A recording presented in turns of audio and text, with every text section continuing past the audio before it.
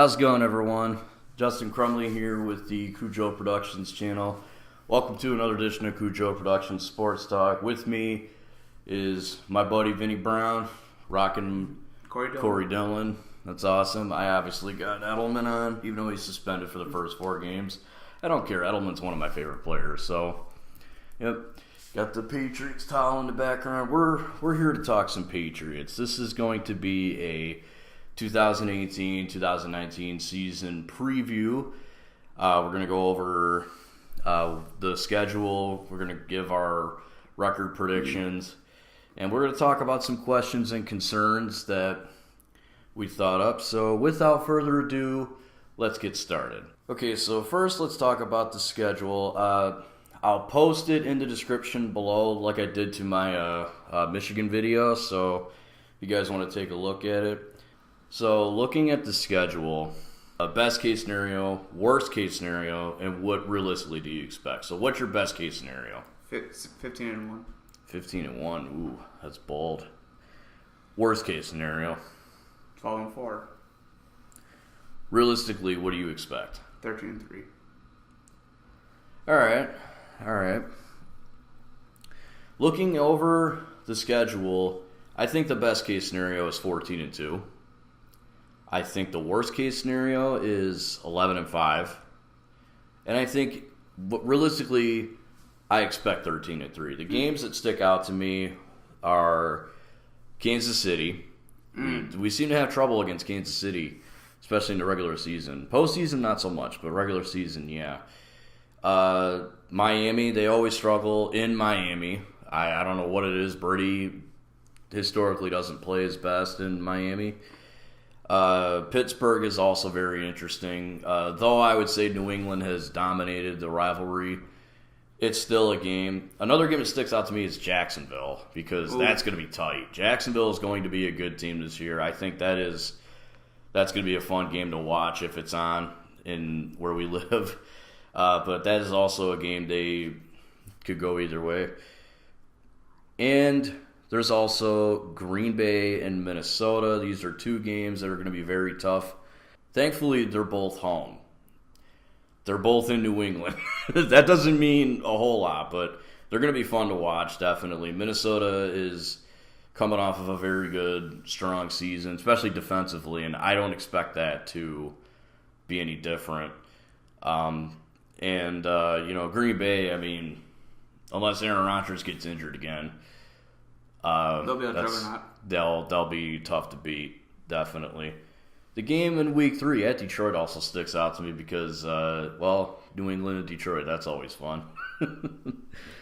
But, the rest of the schedule, I don't want to say the schedule is weak, but those are the games that I kind of struggled on when I was doing, when I was going over my best case scenario, my worst case scenario. Looking at the schedule right now, are there any games that stick out to you at all?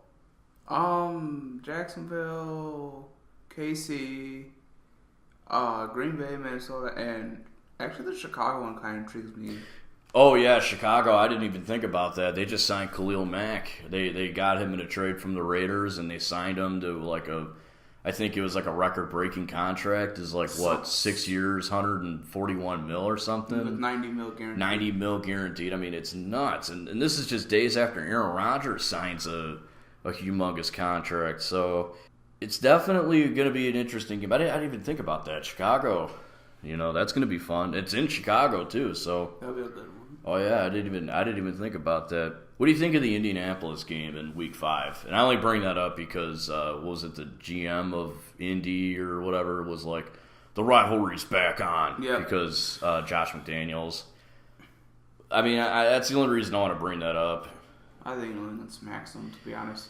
I hope Andrew Luck plays because I do honestly feel bad for the guy. I think he's a quarterback with good potential, unlimited potential.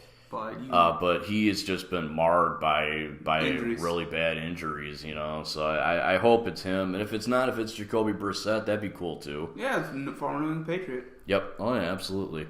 And the Pats still have Phillip Dorsett. We'll talk more about wide receivers in a minute. So the Houston game also kind of sticks out because it's beginning of the year, but Game 1. it's that should be fun to watch. I would say this is going to be a pretty fun year schedule wise. We went over our records, best case scenario, worst case scenario.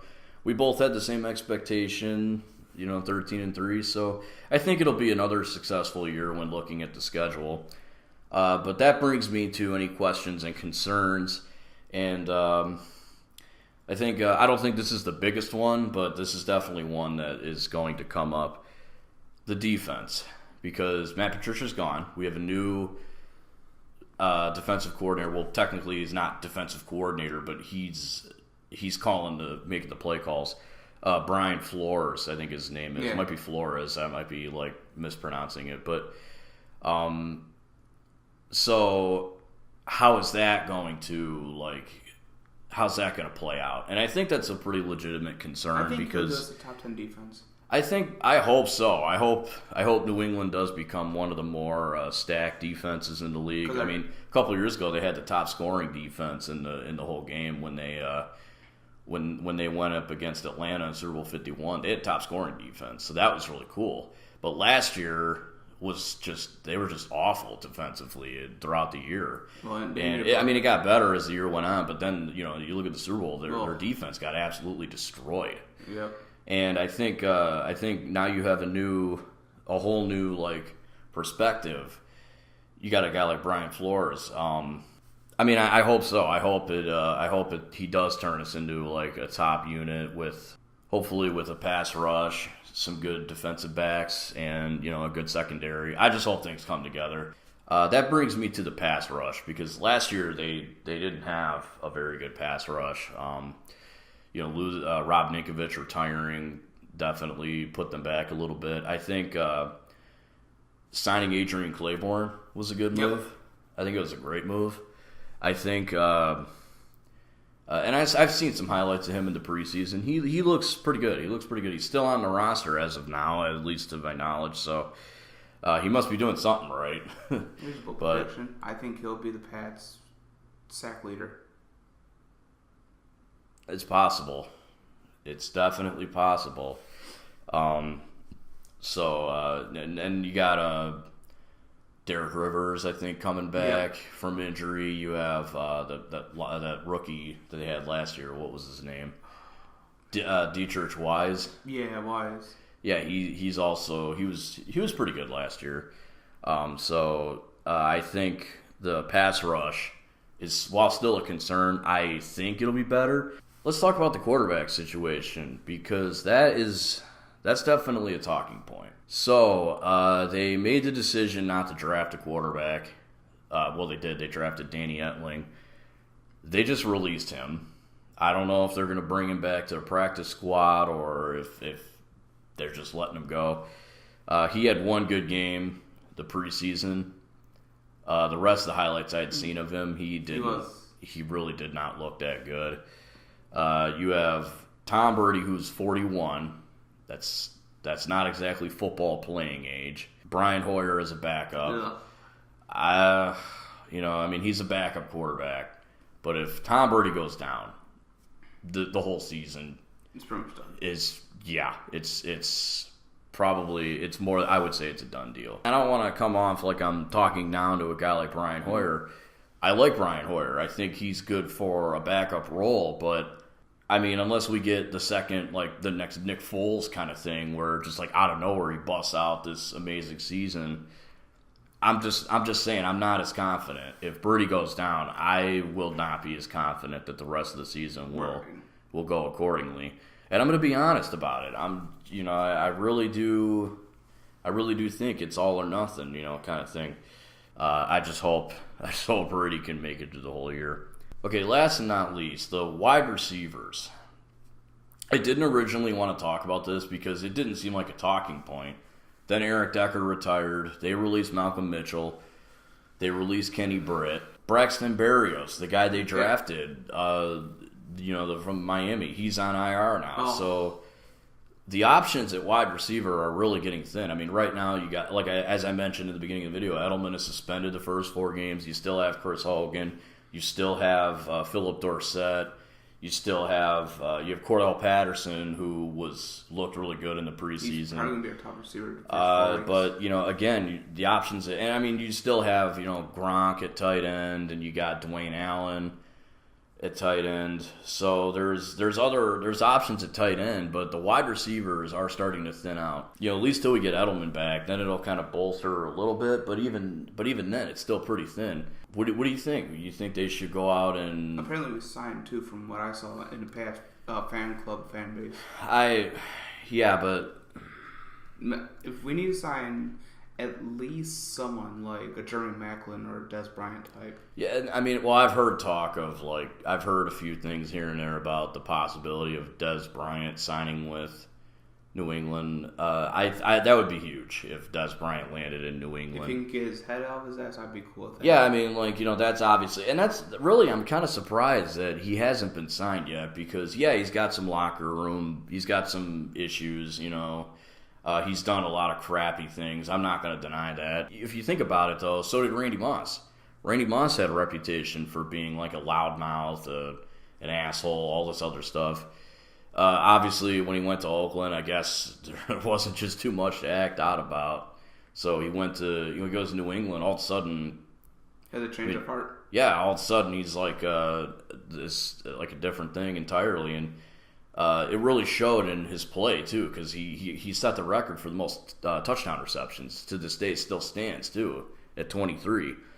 So, now I'm not saying if Des Bryant comes to New England, he'll break the record or set a new record or anything like that, but I think it'd be somewhat of a similar situation.